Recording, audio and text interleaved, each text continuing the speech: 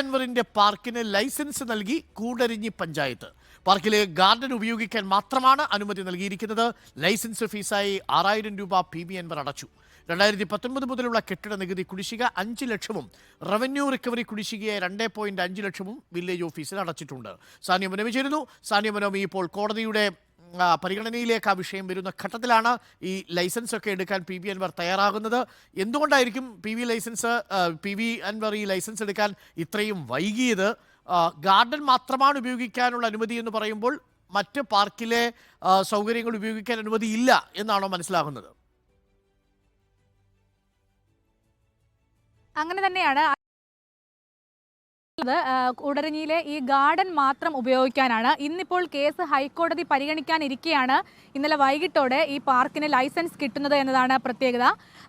6000 രൂപ licence fees ഇനത്തിൽ അടച്ചു. 2019-20 കാലഘട്ടം മുതൽ ഇങ്ങോട്ടുള്ള കെട്ടിട നികുതി കുടിശ്ശികയായ 5 ലക്ഷം രൂപയും അടച്ചു. കൂടാതെ റവന്യൂ റിക്കവറി കുടിശ്ശികയായി ഉണ്ടായിരുന്ന 2.5 ലക്ഷം രൂപയും വില്ലേജ് ഓഫീസിൽ അടച്ചിട്ടുണ്ട്.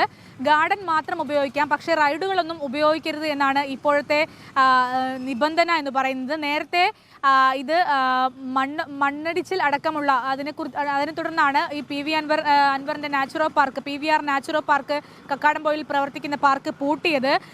അപേക്ഷയിലെ പിഴവ് കാരണം കൂടരഞ്ഞി ഗ്രാമപഞ്ചായത്ത് ലൈസൻസ് നേരത്തെ നൽകിയിരുന്നില്ല.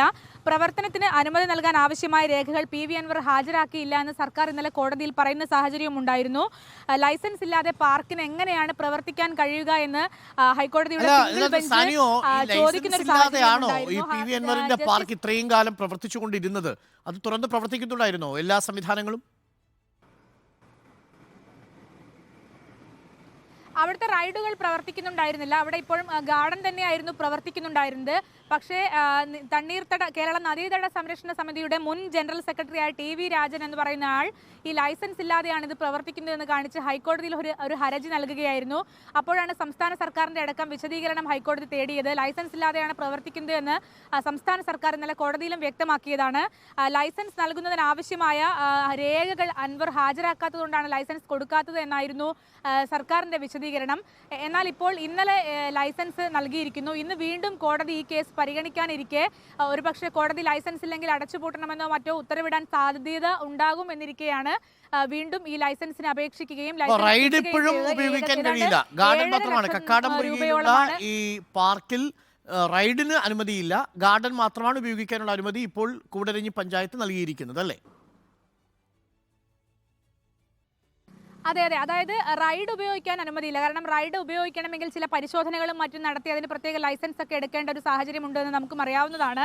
അതുകൊണ്ട് തന്നെ റൈഡ് ഉപയോഗിക്കാൻ കഴിയില്ല. കുഞ്ഞുങ്ങൾക്ക് ആവശ്യമായ പാർക്കിൽ ഉള്ള കളികൾ, ഗാർഡൻ, അതുപോലെ കുഞ്ഞുങ്ങൾക്കും രക്ഷിതാക്കൾക്കും വന്നിരിക്കാനുള്ള ഗാർഡൻ, ഇതൊക്കെ മാത്രമാണ് തുറന്നു കൊടുക്കുക. ഇതിന് മാത്രമേ അനുമതി നൽകിയിട്ടുള്ളൂ എന്ന് കൂടരഞ്ഞി പഞ്ചായത്ത് സെക്രട്ടറി ഇപ്പോൾ അറിയിക്കുകയും ചെയ്തിട്ടുണ്ട്. നമ്മൾ അദ്ദേഹത്തോട് സംസാരിക്കുമ്പോൾ അദ്ദേഹം പറഞ്ഞത് ഈ ഗാർഡൻ തുറന്നു കൊടുക്കുന്നതിനുള്ള അപേക്ഷയാണ് ഇപ്പോൾ നൽകിയിരിക്കുന്നത്. 7.5 ലക്ഷം രൂപയോളം കെട്ടിട നികുതി ഇനത്തിലും റവന്യൂ റിക്കവറി ഇനത്തിലും അടച്ചതിന് ശേഷം 6000 രൂപ ലൈസൻസ് ഫീസും അടച്ചതിന് ശേഷമാണ് ഗാർഡൻ ഉപയോഗിക്കാനുള്ള ഒരു അനുമതി വാങ്ങിയത് എന്നാണ് പഞ്ചായത്ത് സെക്രട്ടറി പറയുന്നത്. സാനിയ മനോമിയാണ് റിപ്പോർട്ട് ചെയ്തത്. അപ്പോൾ ഇത്രയും കാലം PV അൻവറിന്റെ ഈ പാർക്കിലെ ഗാർഡൻ അനുമതി ഇല്ലാതെയാണ് പ്രവർത്തിച്ചിരുന്നത് എന്നതറിയുന്നത് നമ്മളിൽ ഞെട്ടലുണ്ടാക്കുന്നില്ലേ? എനിക്കത്ര വലിയ ഞെട്ടലൊന്നും ഉണ്ടാക്കുന്നില്ല. ഇതിനപ്പുറവും നമ്മുടെ നാട്ടിലൊക്കെ സംഭവിച്ചുകൊണ്ടിരിക്കുന്നുണ്ടല്ലോ. പക്ഷേ കോടതിയുടെ പരിഗണനയിൽ ഇരിക്കുന്ന വിഷയമാണ്. കോടതി ഇന്നത് പരിഗണിക്കാനിരിക്കുമ്പോഴാണ് വളരെ തിടുക്കപ്പെട്ട് ഈ ഫീസ് അടച്ചിരിക്കുന്നത്.